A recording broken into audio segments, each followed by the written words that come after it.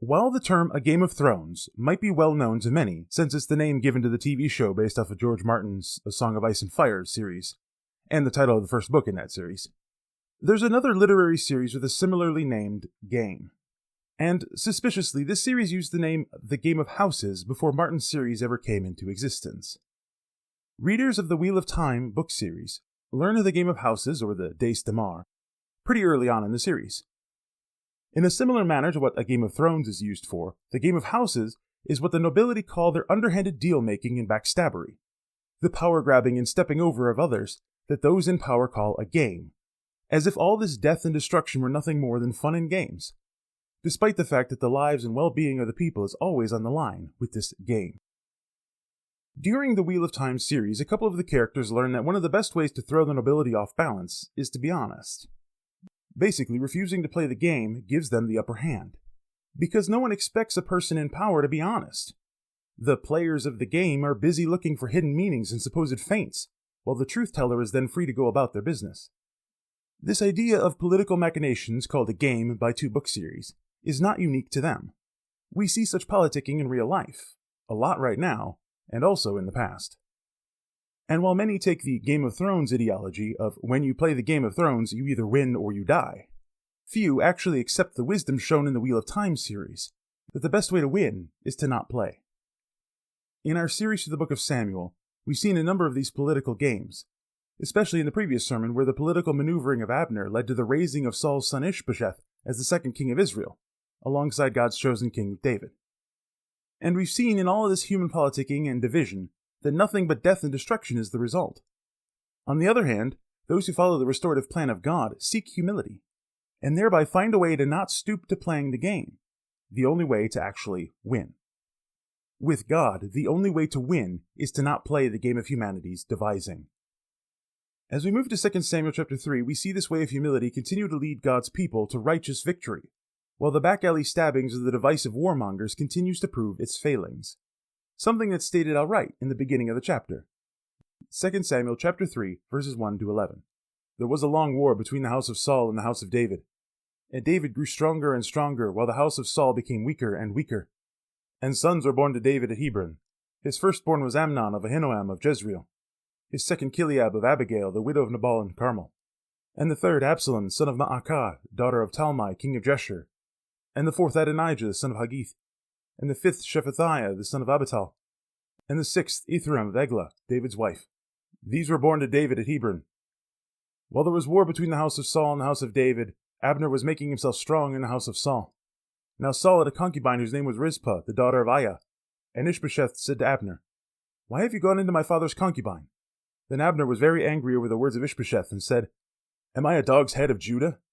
To this day I keep showing steadfast love to the house of Saul your father, to his brothers and to his friends, and have not given you into the hand of David. Yet you charge me today with fault concerning a woman? God do so to Abner and more also, if I do not accomplish for David what the Lord has sworn to him, to transfer the kingdom from the house of Saul and set up the throne of David over Israel and over Judah, from Dan to Beersheba." And Ishbosheth could not answer Abner another word, because he feared him. The long war between the houses was the result of the divisive perspective that we saw in the previous sermon. So many of the major players, other than God and his chosen king David, sought their own advancement so much that death and destruction followed. Warmongering is the way of the divisive. In their bid to divide until they finally get on top, they could do nothing but sell more war.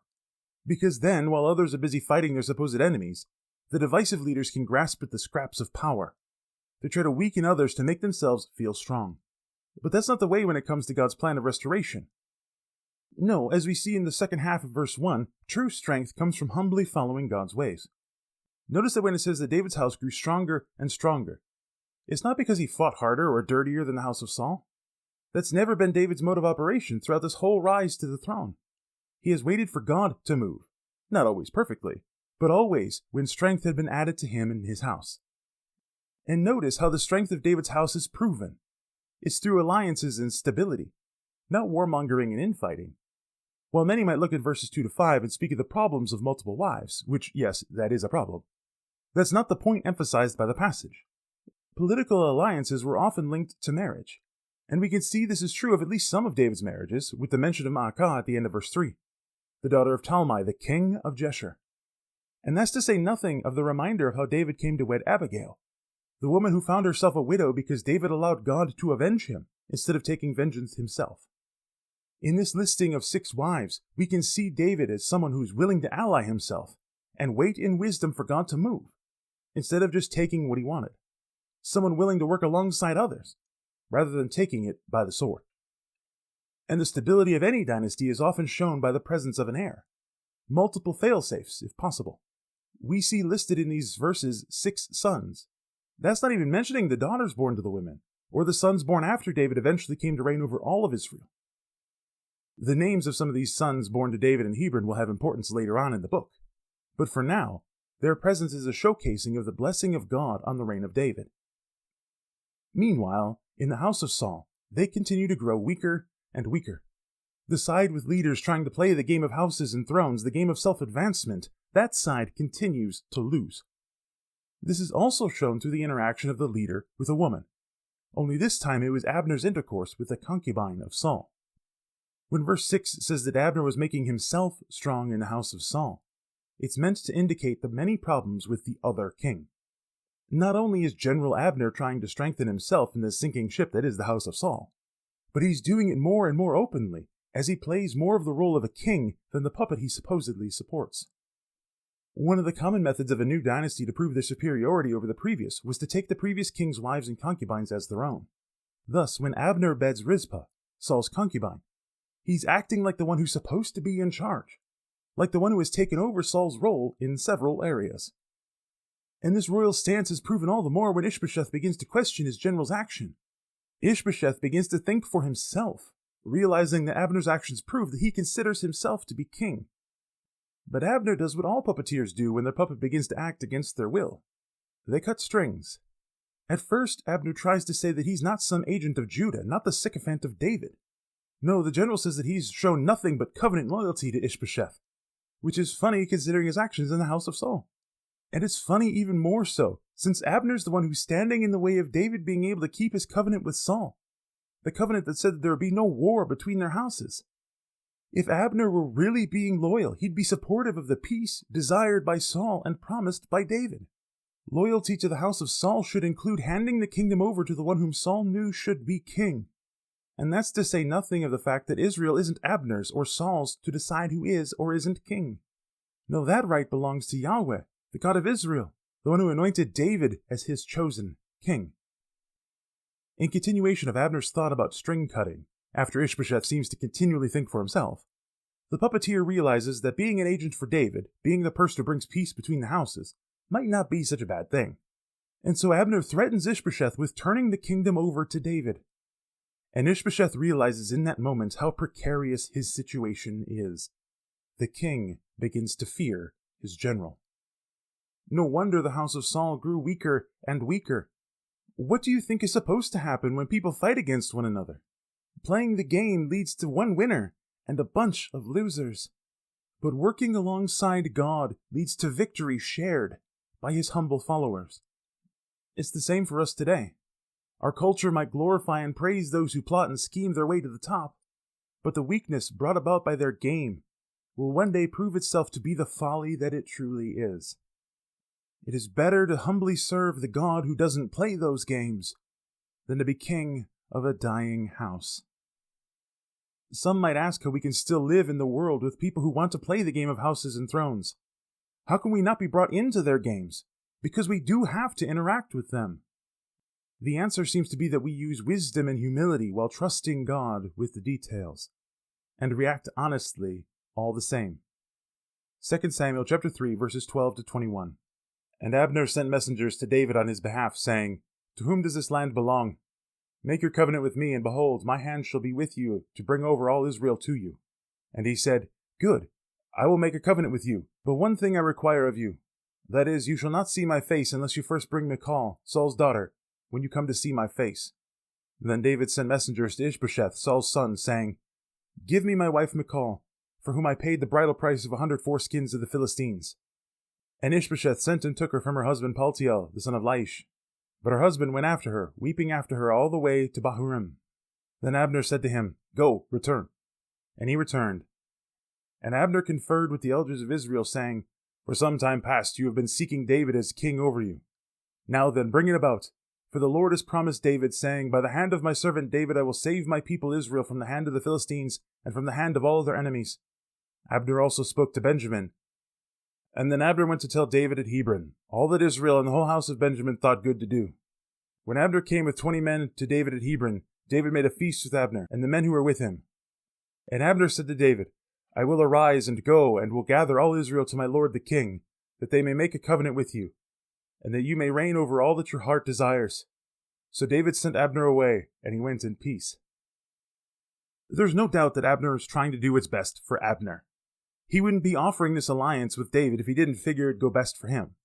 After all, why stay on a sinking ship when there's another option?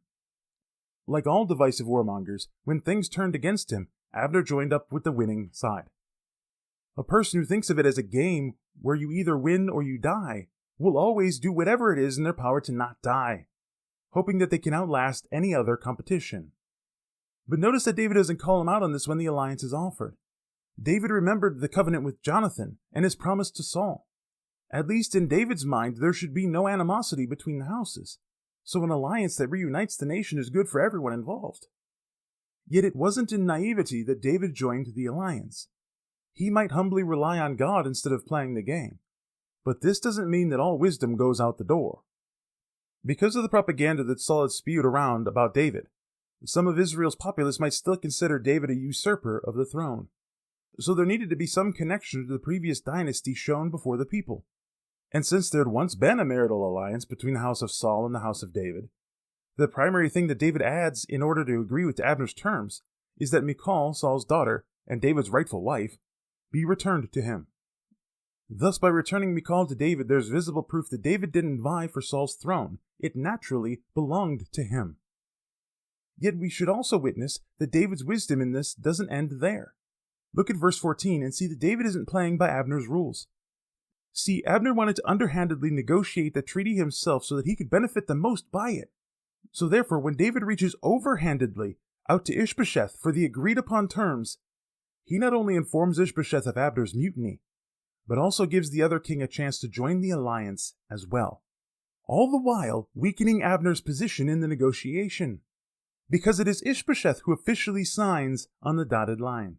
He's the one to return his sister to her rightful husband, and then sends Abner to be her official escort.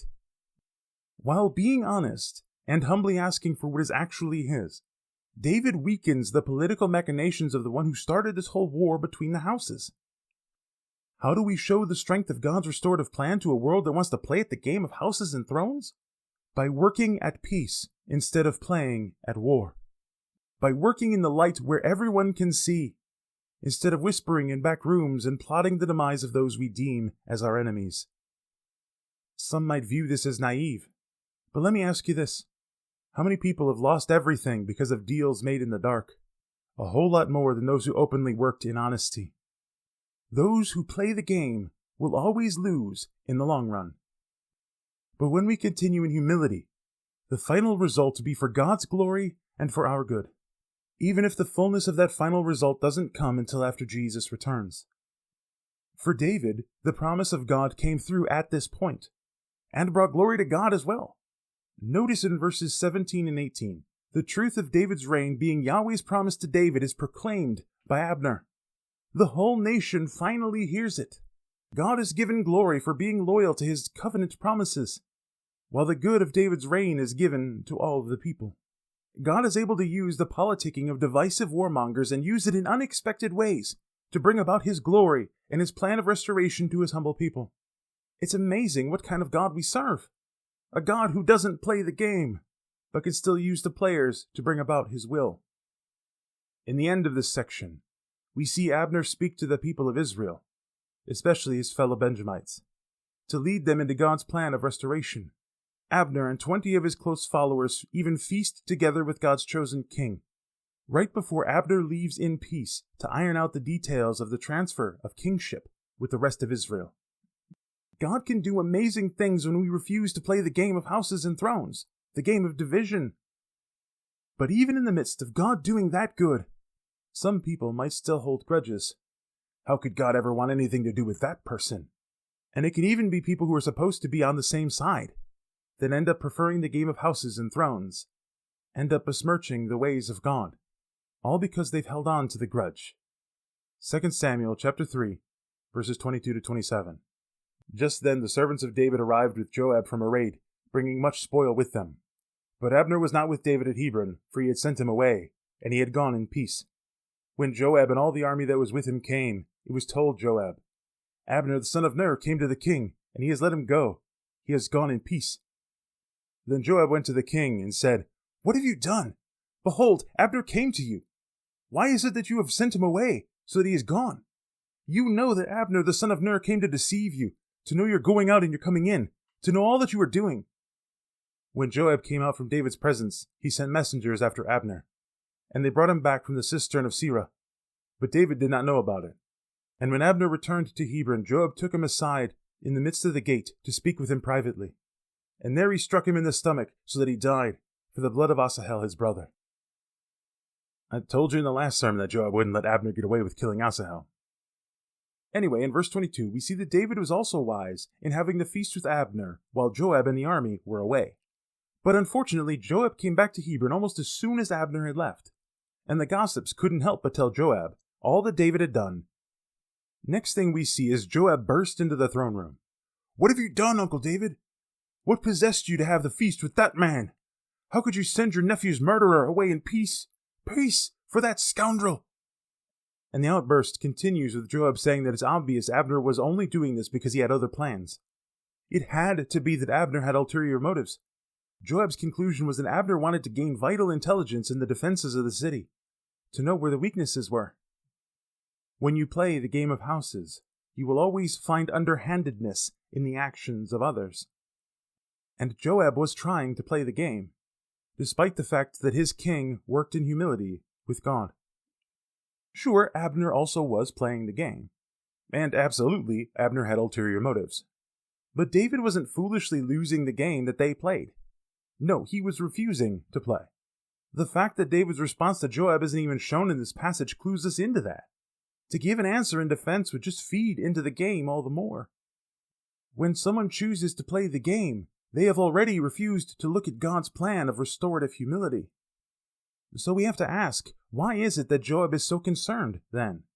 If David was wisely working with God at peace for the nation, then why should Joab have any need to worry? Why should he need to play the game in his uncle's stead? Because Joab wasn't playing the game for David's sake. Sure, he made it sound like he was. He said that Abner could strike at David because of this. But I believe that it's pretty clear that Joab was worried about his own power, just like everyone who plays the game. Why should Joab have need to be concerned about Abner? Why should the current general over all of David's troops have reason to worry that a more senior general, who's been working the job longer than Joab has been alive, was about to join their side? Oh, I think we might have just found the answer. Joab was concerned that his own power and position was about to be taken from him by somebody who has proven to do the job longer and better than he ever has. And it's the guy who killed his brother. Joab saw red again and wanted to seek what he deemed as vengeance. I use the phrase what he deemed as vengeance because even the law of Moses differentiates death in the midst of battle, which is how Asahel died, and death by the hand of a murderer.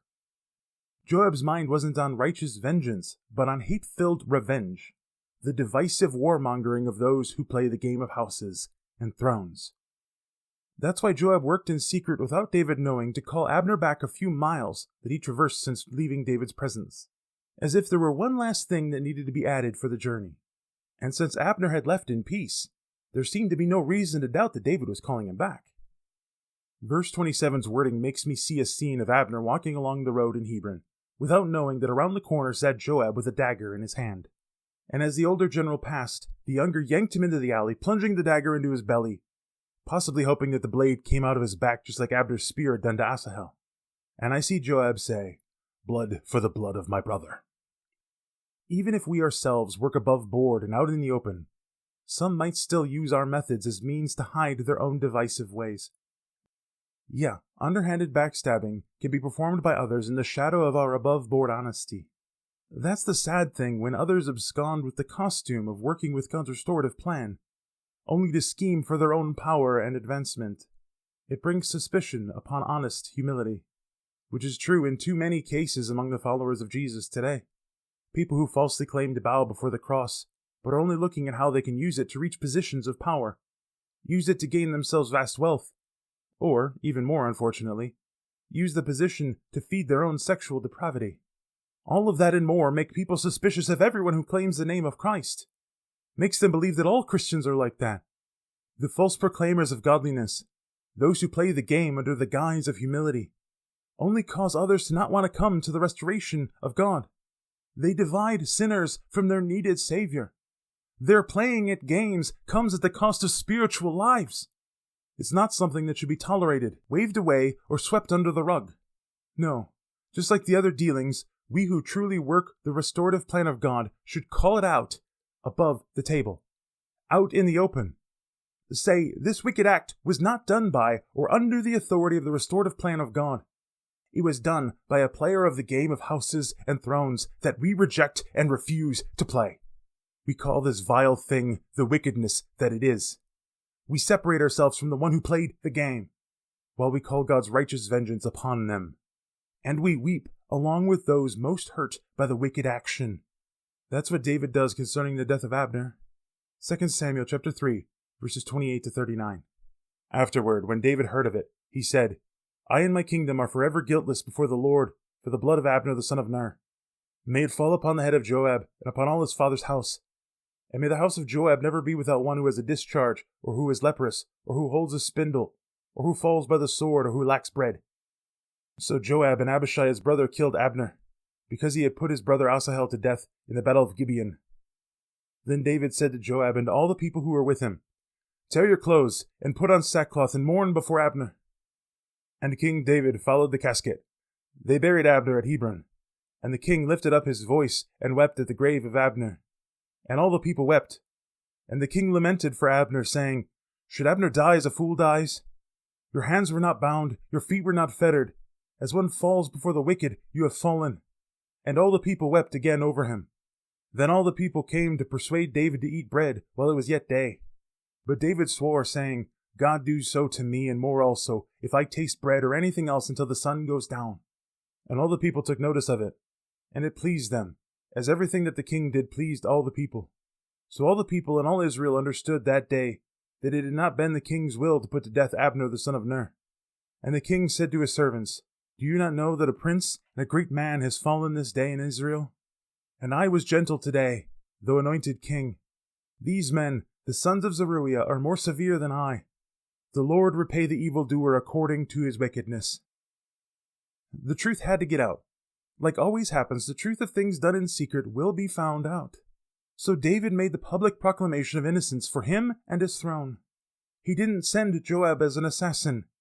Again, this kingdom will not be handled through fear and hatred, not by means of division and schemes. David had not sent someone to kill Saul, and he didn't send Joab to kill Abner. The deed was done by Joab and Abishai. So David calls God's vengeance upon the brothers and upon their house. He calls a curse down upon his nephews. There is no nepotism in this kingdom either. The curse is that there would always be someone in the family with an ailment that kept them from properly worshiping God in the tabernacle. A pus-filled wound or leprosy. Always have someone who walked with a crutch. Always be a family known for dying in battle or dying of starvation. These are not small curses. David means to distance himself from Joab and Abishai for their deed. And yet David also commands Joab to join the rest of the royal court in mourning over Abner. There's nothing more humiliating for Joab than to be forced to mourn the man that he killed, the man who killed his brother. They had a funeral for Abner in the capital itself, out in the open for all to see, and David himself followed directly after the body, and wept openly.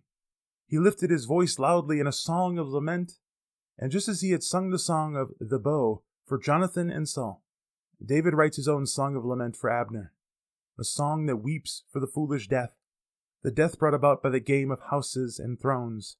Abner wasn't bound in chains. He was a free man coming and going in peace. But it was by the hands of the sons of wickedness that he died. Yeah, when verse 34 says that Abner fell as one who falls before the wicked, The Hebrew actually says, as one who falls before the sons of wickedness. David's lament calls out his nephews specifically, and he calls them the sons of wickedness. They were the sinful perpetrators of this evil and vile, wicked thing. This whole funeral, this whole thing was done out in the open in honest humility. God's plan of restoration does not play the game. In humble wisdom, we work to bring about restoration. And David continues to do that when others see that he's become weak from his fasting. He refuses food. He would rather that everyone sees him as weak than go against the fasting that he himself had ordered to happen. He's not going to play the underhanded hypocrite. And he even calls a curse down on himself if he goes against his publicly proclaimed actions. Everyone saw what David was doing. They heard his public words. They witnessed his honest mourning. They listened to him eulogize the man who had started this whole divisive war, who played at the game of houses and thrones. And what the people saw was a humble king who valued others' lives over his own power and advantage. The king who valued God's plan of restoration for his humble people over any scheme or plot. They saw a leader worth following because he refused to play the game. In the game of houses and thrones, you either play the game or you win by not playing.